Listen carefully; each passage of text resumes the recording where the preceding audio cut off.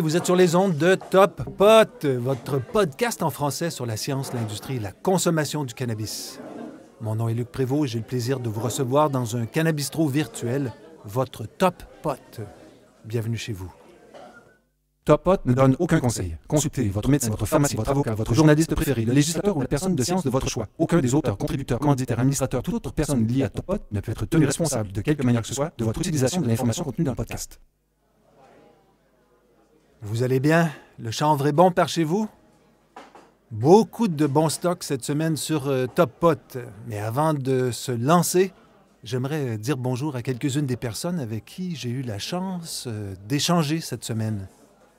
Alors, absolument pas dans l'ordre alphabétique, Stéphane Plante, Benjamin Vachon, Henk Vargas, Dragan Radulovic, Jean-François Lévesque, Daniel Blackburn, Jean-François Gaudreau, David Sinte, Sandrine Grimm, Michael Barry, Mathieu Beauchamp, le duo dynamique dit Lapère, j'ai nommé Kim Berset et Marine Zanini, Julien Raymond, Roxane Casavan, Ghislain Coutu, Valérie Vedéré, Catherine Murray, Karine Desjardins, Dominique Laflamme, Lucas Labelle, Michael Reeves et Jonathan Messier. Ce n'est pas la totale, mais c'est un début de reconnaissance. Merci à tout le monde de partager vos infos et vos intuitions. C'est précieux. Alors, à partir de cette semaine, on a aussi une nouvelle capsule sur Top Pot. Oui, j'ai décidé de vous présenter les compagnies québécoises, au pas de course évidemment, qui viennent d'obtenir leur licence de Santé Canada. Et quand je dis au pas de course, vous allez comprendre pourquoi. Beaucoup de postulants utilisent des compagnies à numéro. C'est un peu moins drôle. Alors, la compagnie 9454-1901 Québec Inc. A obtenu sa licence de microculture le 4 novembre 2022. Cannibec Inc., également une licence de microculture, a obtenu sa licence le 18 novembre 2022. 12-26-60-41 Canada Inc., une autre licence de microculture qui a été obtenue le 10 novembre 2022. Et 9454-4327 Québec Inc., qui a obtenu encore une fois une licence de microculture le 10 novembre 2022. Ensuite, il y a Culture Thérapeutique Grail, qui a obtenu sa licence de microculture le 4 novembre 2022. Et finalement, toujours la même date, Gaionica, qui est une entreprise de transformation. Si vous écoutez Top Pot depuis les tout débuts, j'ai fait une entrevue avec Alexandre Poulain. C'est un des propriétaires de cette entreprise, si je ne me trompe pas. Allez, on leur souhaite un bon début. Toutes les entreprises que je viens de nommer, si vous désirez parler de vos progrès, après l'obtention de votre licence, les portes de Bon Stock et de Top Pot vous sont grandes ouvertes. C'est intéressant de constater que beaucoup de ces entreprises ne partagent aucune information pour les rejoindre. Pas de téléphone, pas de courriel, pas de site web, évidemment, pas d'Instagram, rien. Je pourrais très facilement nommer les personnes qui sont derrière chacune de ces entreprises grâce au registraire des entreprises du Québec. Il y a d'autres bonnes raisons pour ne pas les nommer actuellement. C'est que dans le contexte actuel au Québec, où les entrepreneurs doivent se cacher, littéralement, ou cacher leurs intentions pour ne pas avoir de problème bancaire, par exemple. « Qu'est-ce que fait votre entreprise? » dit le banquier. Le producteur autorisé répond « Recherche et travaux agricoles divers. » Ça, c'est un classique du genre que l'on retrouve dans les descriptions des entreprises ou registraires des entreprises du Québec. OK, vous le savez, quand je suis au comptoir du Top Pot sans invité, je me paye un petit café. Une seconde. Et MJ? Ouais. Comme d'habitude. Merci. OK. Vous avez déjà entendu que consommer une fleur qui contient beaucoup de CBD diminuerait l'effet du THC. Un peu comme les gens qui prennent de la coke pour se dessouler. Eh bien, il y a une équipe de chercheurs qui s'est intéressée à la question.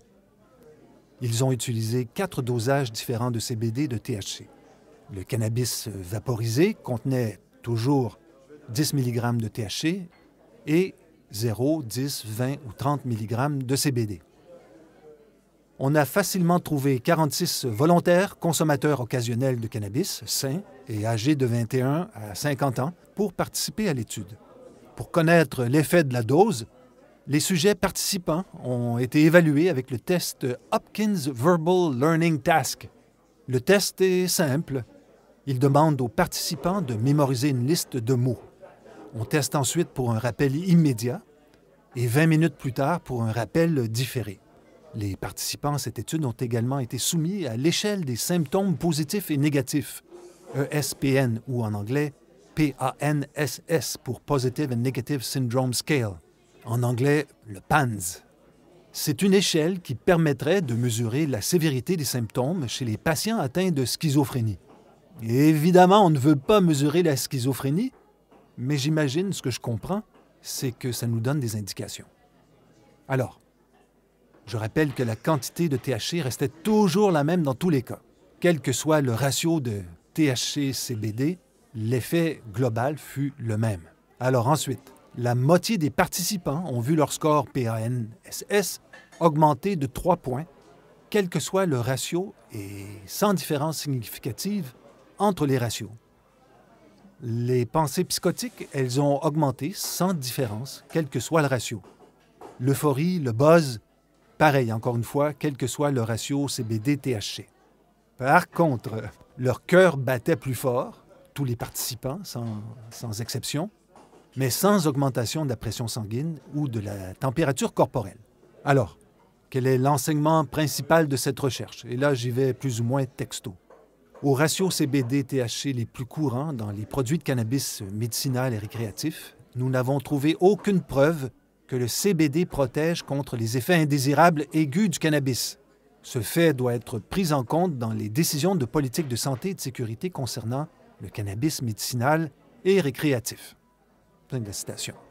J'adore ce genre de recherche qui nous force à recalibrer nos croyances, dans le fond. Une seconde. Merci, MG.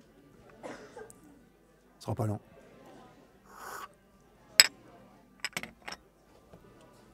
Ouh, c'est bon. J'ai fait une autre belle exploration cette semaine. J'ai découvert formellement, cette semaine, les bonsaïs de cannabis. D'ailleurs, comment concilier la petite taille d'un plant avec le désir d'avoir la meilleure récolte? Il faut croire qu'il faut se situer dans un autre continuum, dans une autre espèce de réflexion. Le premier réflexe que j'ai eu en tête, c'est de penser que la variété rudralis, dont on parle jamais ou très rarement, qui est plus rustique et plus petite, eh bien, cette variété s'y prêterait très bien. Quand on y pense bien, le bonsaï de cannabis, ça ressemble au mandala de sable coloré que réalisent les moines tibétains. Tu fais un truc merveilleux et tu le détruis à sa plénitude, preuve de la temporalité des objets terrestres. L'article que j'ai trouvé explique tout. Une fois la récolte terminée, le plant, la plante, peut encore survivre très longtemps en mode végétatif en l'éclairant et évidemment adéquatement. L'article recommande 3 cultivars, le Super OJ Kush, le Silver Widow et le Gelato K. Et évidemment, comme d'habitude, le lien est disponible pour les curieuses dans les notes de l'épisode. Alors cette semaine, j'ai découvert la culture traditionnelle du chanvre au Vietnam également. Comme au Maroc, sa culture se fait dans les montagnes et principalement le long de la frontière chinoise. Historiquement, comme dans beaucoup de régions du monde, on a fait des cordages, mais aussi des vêtements. J'ai vu qu'il existait des témoignages écrits qui datent du 6e siècle. Le Vietnam a même une légende qui raconte l'histoire d'une princesse puis d'un fermier dans une région où le chanvre abondait. Elle finit par le marier parce qu'il était nu quand elle l'a croisé la première fois. Autre fait incroyable, vraiment, et les preuves écrites racontent cela, et c'est important dans le contexte actuel canadien, nord-américain et partout dans le reste du monde. À cette époque, au Vietnam, les producteurs de chanvre étaient déjà davantage taxés que les cultivateurs de riz, par exemple. On sait aussi que dès le 16e siècle, le Vietnam exportait du chanvre en Europe et en Asie. Comme aujourd'hui, les cultivars étaient choisis en fonction de leur utilisation finale. Il y avait des cultivars pour les cordes et autres productions plus rustiques, et d'autres cultivars uniquement pour le chanvre qui allait être transformé en textile. Après l'arrivée de la France au Vietnam, tout change et le chanvre textile restera populaire uniquement pour la confection de certains vêtements traditionnels. Aujourd'hui, le chanvre a presque complètement disparu au Vietnam, semble-t-il. Sera-t-il de retour bientôt? Est-ce que le cannabis médical et non médical y trouvera sa place? Impossible pour moi d'affirmer quoi que ce soit. Si vous connaissez le Vietnam et la place que le cannabis y occupe, faites-moi signe. Vous êtes bienvenus sur Top Pot et bon stock. Vietnam, France, le chemin semble naturel. Alors, j'ai trouvé en France aussi cette semaine qu'une entreprise qui s'appelle Cairo Energy, Q-A-I-R-O-S, Énergie. Eh bien, cette entreprise veut créer une usine de fabrication d'hydrogène à partir de chanvre. Ils sont incroyables, ces Français. En dépit de tous les freins insensés auxquels ils font face, ils osent se lancer dans des projets incroyables. Pourquoi je dis insensé?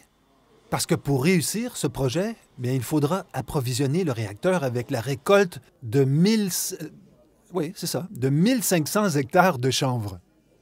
Les tiges de chanvre devront être conditionnées avant de passer dans un réacteur pour compléter le processus qui s'appelle pyrogazéification. On parle d'une production d'hydrogène pur, de CO2 liquide et de méthane qui, au final, représente 40 gigawatts-heure, une production suffisante pour subvenir à la consommation de 6000 logements.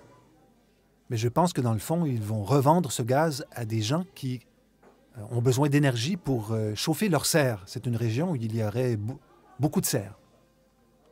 Donc, le projet va nécessiter des investissements de 25 millions d'euros et devrait créer, grosso modo, 45 emplois. Pour bien faire, une députée du coin soutient déjà la création d'une filière chanvre pour approvisionner l'usine. Pas de chanvre, pas d'usine, pas de job, pas d'emploi, pas de rien, quoi. J'adore l'idée que l'on va récupérer une partie de la fibre pour la revendre à l'industrie textile et aux producteurs de produits pour la construction. On pense ici aux briques de chanvre, aux isolants, etc. Là, je vais vous citer ce que j'ai vu dans l'article.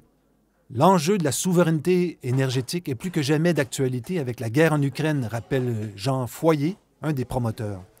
Avec ce projet, on est dans du gaz produit localement, avec des matières premières locales et une utilisation locale. C'est de l'économie circulaire. Fin de la citation. Pourrions-nous un jour faire un tel projet au Québec? Je pense qu'il va falloir importer des Français si on veut faire ça rapidement. L'importance des Français est d'ailleurs grandissante dans l'écosystème québécois du cannabis. Et je ne pense pas à M. Jacques Farcy, le PDG de la SQDC. Dans un autre registre complètement maintenant, on flâne, hein, on a le droit. Le prix des fleurs, est-ce que ça vous intéresse?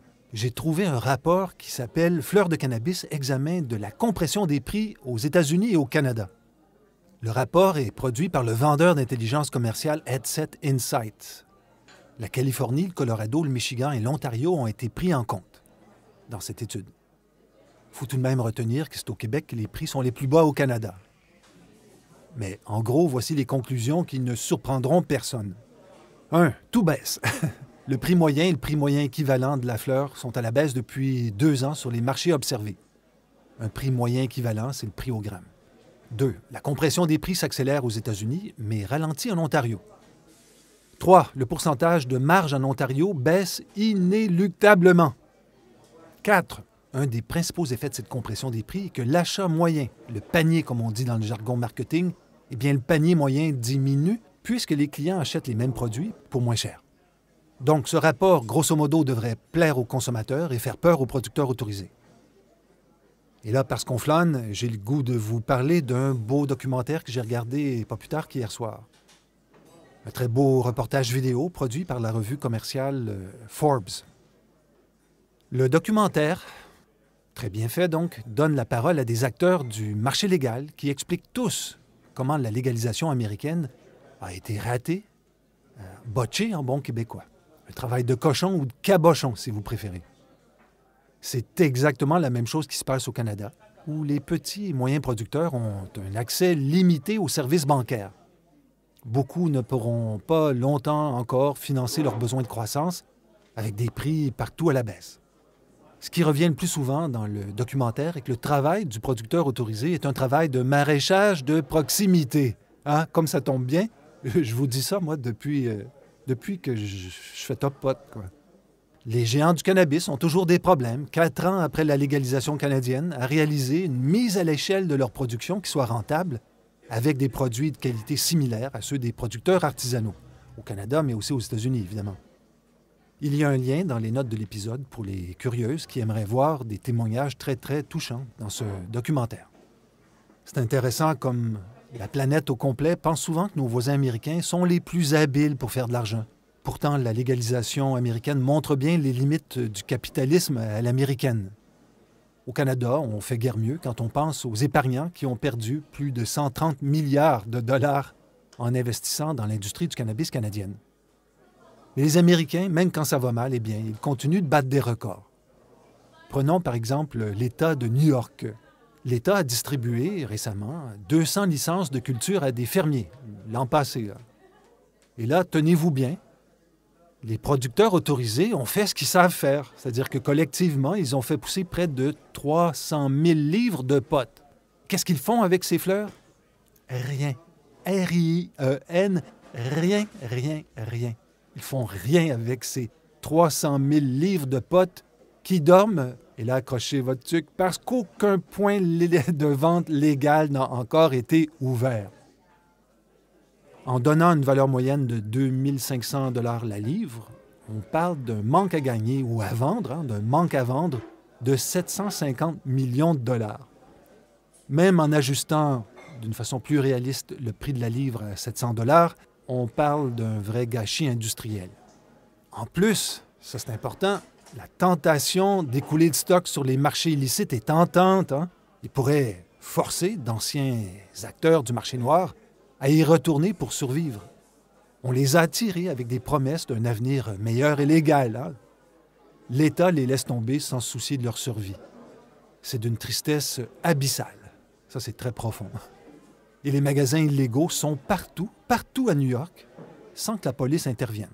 Remarquez, c'est comme ça à Toronto aussi. Et tout ça arrive au moment où un rapport de Leafly nous informe que le cannabis est la 6e culture la plus rentable aux États-Unis. Le marché du cannabis est estimé à 5 milliards de dollars. On parle de 2834 tonnes récoltées, soit une hausse de 554 tonnes par rapport à l'année précédente, alors que la demande réelle potentielle serait de 12 à 15 millions de tonnes métriques. Ça, on prend ça aussi avec un grain de sel. Hein? Alors, certains États produisent trop de cannabis. On pense à l'Oregon, au Colorado, la Californie, évidemment. D'autres régions, comme le Midwest, ont sous-produit. Alors, il faut comprendre que certains producteurs ne peuvent pas vendre d'un État à un autre. Donc, le cannabis se le vend dans les voiles, mais le bateau n'avance pas. En fait, il recule. Et cela se passe au pays emblématique du capitalisme qui n'est même pas capable d'organiser correctement la vente, le commerce de fleurs. Il faut le faire. Au même moment, l'Afrique se réveille et veut se lancer aussi dans le cannabis. Hein? La semaine passée avait lieu la première conférence africaine sur les risques en santé à Marrakech. J'ai vu plein de vidéos sur YouTube, j'ai écouté des trucs en direct, c'était extraordinaire. On y a discuté des opportunités économiques d'une filière du cannabis médical.